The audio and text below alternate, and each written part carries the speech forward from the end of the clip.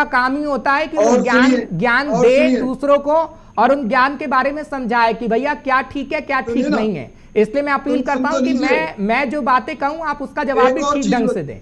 हाँ विजय कौशिक जी, आप भी एक ब्राह्मण है, इसलिए मैं उम्मीद कर रहा हूँ। धर्म, अच्छा मुझे बताइए, देखिए धर्म का मूल तत्व जो है और उस मूल तत्व के आधार पर जो हमारा धर्म कहता है, सर्वे भवन्तु सुखिनः सर्वे सन्तु निरामया सर्वे भद्राणि पश्यन्तु मा कश्चित् दुर्भाग् भवेत्। क्या भाजपा इस रास्ते पर चल रही है? मोदी जी एक तरफ कहते हैं कि हम हिंदुओं की पार्टी हैं, दूसरी तरफ कहते हैं कि हम मुसलमानों का विश्वास जीतने में लगे हुए हैं।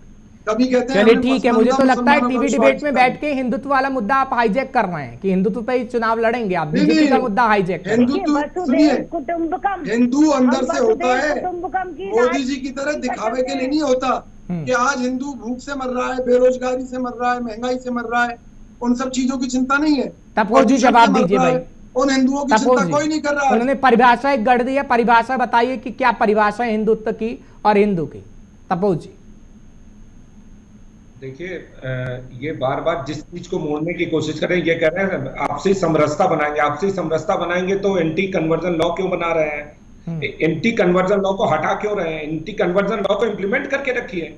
और आप यूसीसी का विरोध क्यों कर रहे हैं? आपसे समरसता बनानी है तो इस देश में 4 पर्सनल लॉ बोर्ड चल रहे हैं, एक मुस्लिम पर्सनल लॉ बोर्ड चल रहा है, एक हिंदू पर्सनल लॉ बोर्ड चल रहा है। समरसता कैसे बने?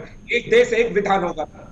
आपके केंद्र सरकार कानून लेकर आई ना, हम कब मना कर रहे हैं? एक देश एक कानून आप लेकर आइए, मुसलमानों के खिलाफ हम विरोध कर रहे हैं। आप कहिए, आप खत्म कीजिए पर्सनल लॉ वगैरह को, अगर आप गलत समझ रहे हैं वक्फ बोर्ड को खत्म कीजिए। विजय कौशिक जी, आपके कई लीडर विरोध कर रहे हैं ना, उस पर वो सवाल कर रहे हैं। आपके कई लीडर विरोध कर रहे हैं। लोकसभा में इनका बहुमत है हर्ष भाई, लोकसभा में इनका बहुमत है, राज्यसभा में इनका बहुमत है, इन्हें किसी के समर्थन की जरूरत नहीं, तो इन्हें जो करना करके दिखाएं। आप ही तो कह रहे हैं कि चर्चा होनी चाहिए।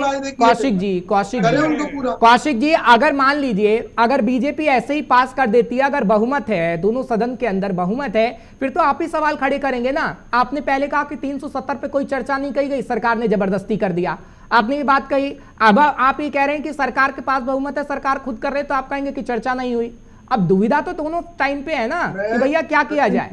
हर्ष भाई आप समझे नहीं, मैं ये कहना चाह रहा हूँ कि इनको ये सब चीजें देश के लिए इतनी ही जरूरत है तो इन्हें पूछने की जरूरत है नहीं करती। कौन मना कर रहा है इनसे? आप सवाल खड़े कर रहे हैं। तौकीर रजा साहब आप ही की पार्टी से ताल्लुकात रखते हैं, कल मैं पूरी डिबेट उस पर कर रहा था। तौकीर रजा साहब ये कह रहे हैं कि अगर यूसीसी को लाया गया देश के अंदर तो बीजेपी का अंतिम संस्कार हो जाएगा। इन शब्दों का इस्तेमाल उन्होंने किया है सर। उनकी अपनी निजी भावना हो सकती है। हम ये कहते हैं कि भाजपा ने जो चुनावी वायदे किए थे और भाजपा को जो लगता है कि इन मुद्दों पर देश, अच्छा ठीक है, यूसीसी का समर्थन करते हैं आप? करते हैं यूसीसी का समर्थन? अधिकार है। यूसीसी का समर्थन करते हैं आप? समान नागरिक संहिता केवल केंद्र सरकार का एक ड्रामा है। आप समर्थन करते हैं या नहीं? आप समर्थन करते हैं या नहीं? आप पहले मेरी बात नहीं, मैं आपकी बात सुन चुका हूं। आप समर्थन करते हैं यूसीसी का या नहीं? आपने सुनी ही नहीं। चलिए ठीक है, आप बोल लीजिए, लेकिन इस बात का जवाब जरूर दीजिएगा। जब हमें यही नहीं मालूम कि समान नागरिक संहिता को लेकर कौन कौन से कानून लाने वाली है सरकार, तो हम समर्थन किस बात का करें? पहले एक ड्राफ्ट रखे सरकार हमारे सामने कि भाई हम ये प्रावधान लेकर आना चाहते हैं इस कानून के तहत, फिर उस पर चर्चा करेंगे। कौन मना कर रहा है? ठीक है तपोज जी, हम तो ये वो ड्राफ्ट की बात कर रहे हैं, हालांकि पूरा ब्यौरा उन्हें दिया गया था। खैर आप इसका जवाब देंगे तो मुझे सही लगेगा, फिर मैं सुमन जी के पास जाऊं। तपोज जी वो कह रहे हैं कि ड्राफ्ट सरकार लाए, हमें तो ऐतराज ही नहीं है, हमें तो ऐतराज ही नहीं है, बहुमत आपके पास, आप करिए। देखिए 9 दिसंबर 2022 formation of national committee for UCC ये बिल लाया जा चुका है। Regulation appointment for the SC high court और सुप्रीम कोर्ट के जजेस, उसके लिए कोलिजन नियम के तहत जो बदलाव थे ये भी आ चुका है। 10 दिसंबर 2022 repelling of places of worship act 1991 ये भी आ चुका है। हम जगह पे काम कर रहे हैं, लेकिन दिक्कत कांग्रेस के साथ है।